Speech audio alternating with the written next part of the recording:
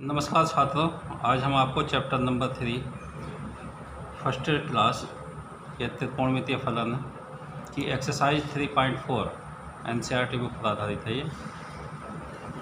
इसके बारे में हम आपको बताएंगे। इस एक्सरसाइज में 3.4 में फर्स्ट क्लास की है त्रिकोणमितीय फलन के। इसमें जो है देखिए त्रिकोणमितीय समीकरण क्या होते हैं या उनके हल क्या होते हैं, उनके बारे में हम आपको बताएंगे।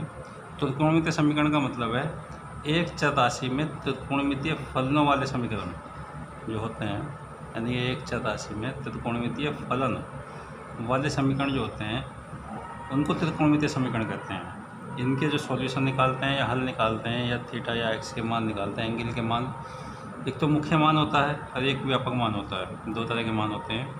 मुख्य मान का मतलब होता है ऐसे हल त्रिकोणमितीय समीकरणों में, ऐसे हल जहाँ एक्स का मान 0 से 2 पाई के बीच में हो, 0 से 2 पाई के बीच हो, उनको हम मुख्य मान कहते हैं। इसी तरह से व्यापक मान होते हैं। व्यापक मान के लिए पूर्णांक n से युक्त व्यंजक, यानी कि जो भी हमारे पास फंक्शन बनता है जो किसी त्रिकोणमितीय समीकरण के सभी हल व्यक्त करता हो, जो समीकरणों के हल व्यक्त करता हो, उसे व्यापक हल कहते हैं। त्रिकोणमितीय समीकरणों के व्यापक हल जो होते हैं, जैसे हमारे पास यदि कोई समीकरण त्रिकोणमितीय समीकरण sine theta equal to sine alpha हो, थीटा का व्यापक मान n पाई प्लस माइनस 1 की power n into alpha. Cos में यदि वैल्यू है तो cos theta equal to cos alpha, तब थीटा का व्यापक मान होगा 2n पाई प्लस माइनस अल्फा। ये व्यापक मान, ये जनरल मान कहलाते हैं। इन पर आधारित वैल्यू निकालनी होती है।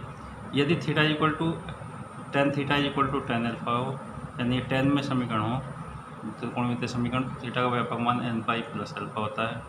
यदि यही वैल्यू जो स्क्वायर में हो, यानी sine square theta equal to sine square alpha हो, cos square theta equal to cos square alpha हो, tan square theta equal to tan square alpha हो, तो थीटा का एक ही व्यापक मान होता है और वो होता है n pi plus minus alpha. इसके बाद यदि हमारे पास कॉस में कॉस थीटा इक्वल टू 0 कोई समीकरण हो हमारे पास, यानी कि दूसरी साइड 0 के बराबर हो, कॉस अल्फा की जगह अल्फा का मान जो 0 के बराबर हो, तो थीटा का व्यापक मान जो है 2n plus 1 into pi by 2, 2n plus 1 into pi by 2, ये व्यापक मान देते हैं। बाकी अन्य के लिए जनरल सूत्र यही हैं जो मैंने बताए हैं। इसके बाद इसके क्वेश्चन है, क्वेश्चन नंबर 3.4 के क्वेश्चन नंबर 1 है। ये कह रहा समीकरण tan x इक्वल टू √3 का मुख्य मान व व्यापक मान ज्ञात कीजिए। तो यदि हमें इसका मुख्य मान निकालना हो तो आंसर लिखेंगे tan x इक्वल टू √3। √3 की वैल्यू tan अल्फा के रूप में बनाने के लिए हम tan की में देखें किसका मान होता है tan में, तो tan में √3 जो वैल्यू होती है, और ये मान जो है दो तरह का होता है। एक तो tan पाई बाई 3 का मान होता है, और या tan x equal to tan pi plus pi by 3, यानी कि tan 4 पाई बाई 3। ये दो मान होते हैं 0 से 2 पाई के बीच में। तब x के मुख्य मान होंगे, एक तो होगा पाई बाई 3 और दूसरा होगा 4 पाई बाई 3। ये मान होंगे मुख्य मान यदि निकालने हो तो हमें। और यदि व्यापक मान निकालना हो तो tan x इक्वल टू √3 के बराबर लेंगे, और इसका सबसे छोटा मान लेते हैं tan पाई बाई 3, ये वैल्यू हो जाएगी। तो x का व्यापक मान होगा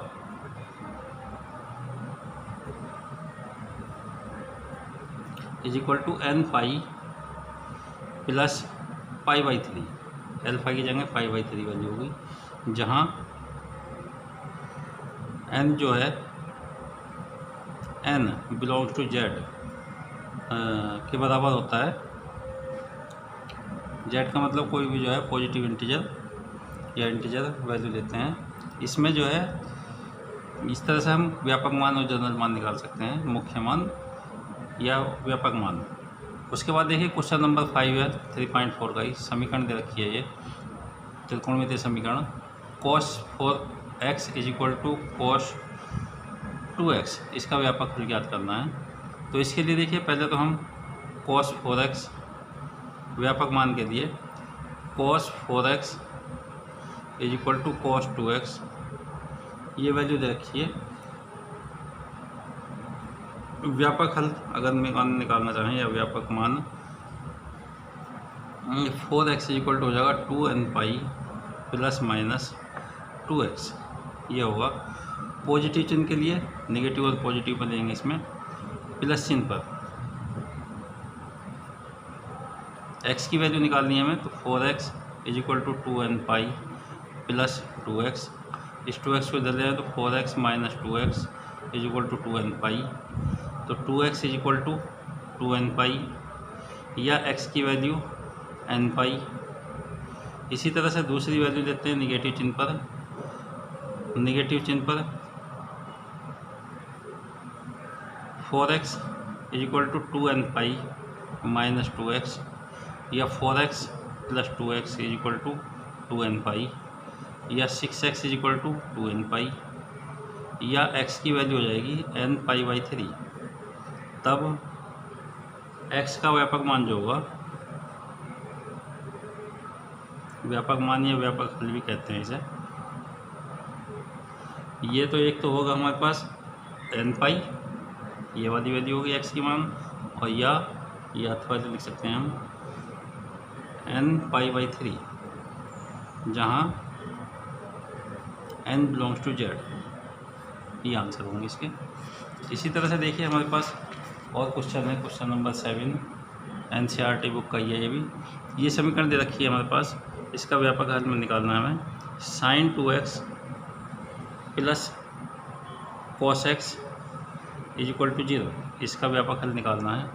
तो sin 2x का फॉर्मूला डाल देंगे, एक ही रूप में इक्वेशन बनाएंगे हम इसकी।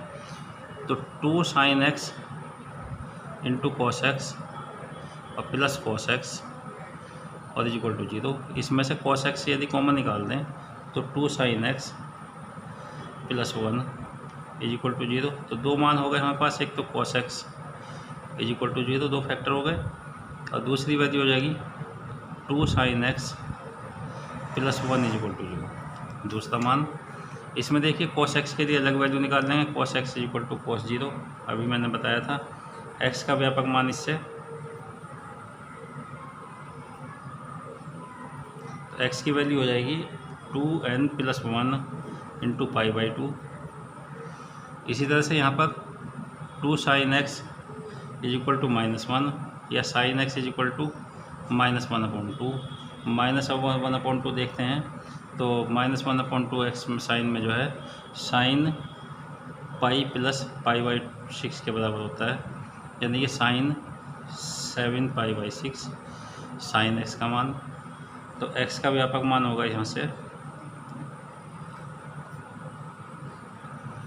x equal to n plus -1 की पावर n इंटू 7π/6, ये मान होगा। इसलिए x का व्यापक हल या व्यापक मान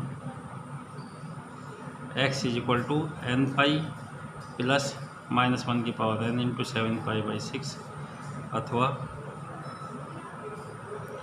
2n प्लस 1 इंटू π/2, जहाँ n बिलोंग्स टू z। ये आंसर होगा इसका क्वेश्चन नंबर 7 का। इसी तरह से क्वेश्चन नंबर 8 दिया हुआ, देखिए क्वेश्चन नंबर 8 में ये क्वेश्चन दी हुई है, इसका हल निकालना हमें।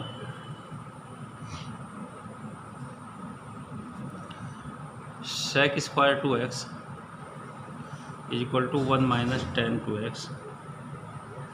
sec स्क्वायर 2x को tan में चेंज कर लेंगे तो ये वैल्यू हो जाएगी 1 plus tan square 2x, 1 plus tan square 2x equal to 1 minus tan 2x।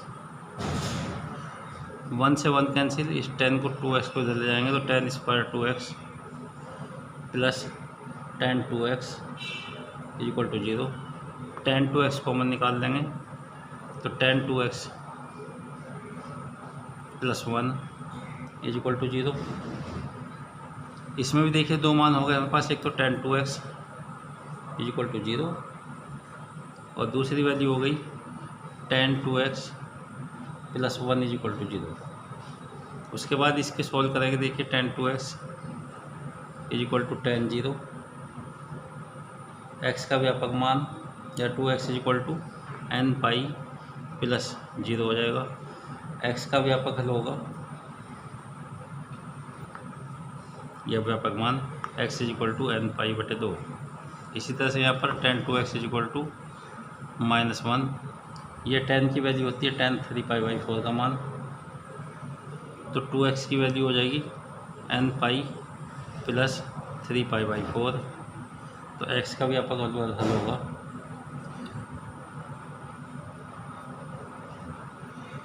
x is equal to n π/2 + 3π/8। इसलिए x का व्यापक हल x इज इक्वल टू एक तो n π/2 हो गया, अथवा दूसरा हो गया n π/2 + 3π/8, और जहाँ n belongs to capital Z, ये आंसर होगा इसका। इसी तरह से एक क्वेश्चन और देखिए, क्वेश्चन नंबर 8 हमारे पास दे रखा है sin x + sin 3x + sin 5x is equal to 0। इसको हमें सॉल्व करना है। इसमें देखिए sin 3x तो यहाँ पे निकाल दो अलग से, और इसमें sin 5x एक साथ और प्लस sin x एक साथ में लिख लेंगे।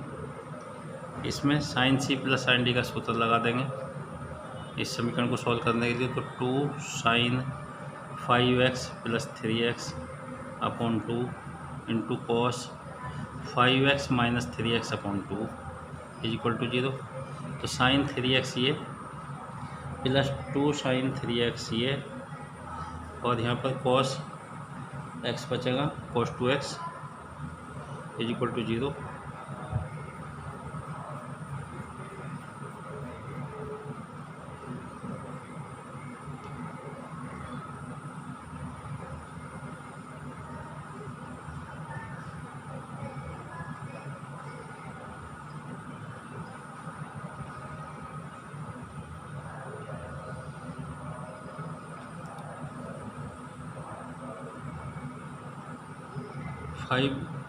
फाइव प्लस एक्स है यहाँ पर, 3x नहीं है, 5 + x। तो इस तरह से ये वैल्यू बचेगी 2 sin 3x into cos 2x is equal to 0। इसमें से sin 3x कॉमन निकाल देंगे, यहाँ पर 1 + 2 cos 2x is equal to 0। इस तरह से हमारे पास दो इक्वेशन बन जाएंगे, एक तो sin 3x is equal to 0 और दूसरी 1 + 2 cos 2x is equal to 0। sin 3x में 0 वैल्यू होती है sin 0 की, तो यहाँ पर वैल्यू हो जाएगी 3x is equal to n π, या x is equal to n π/3। इसी तरह से 2 cos 2x is equal to -1 value होती है cos 2x is equal to -1/2। 1/2 minus में वैल्यू होती है 120 का मान, तो cos 2π/3। तो 2x की वैल्यू 2nπ ± 2π/3, या x is equal to nπ ± π/3। इसलिए x का व्यापक हल होगा, इस समीकरण का व्यापक हल x is equal to nπ/3 और दूसरा होगा nπ ± π/3, जहाँ n बिलोंग्स टू Z। ये आंसर होंगे इस क्वेश्चन के। Thank you.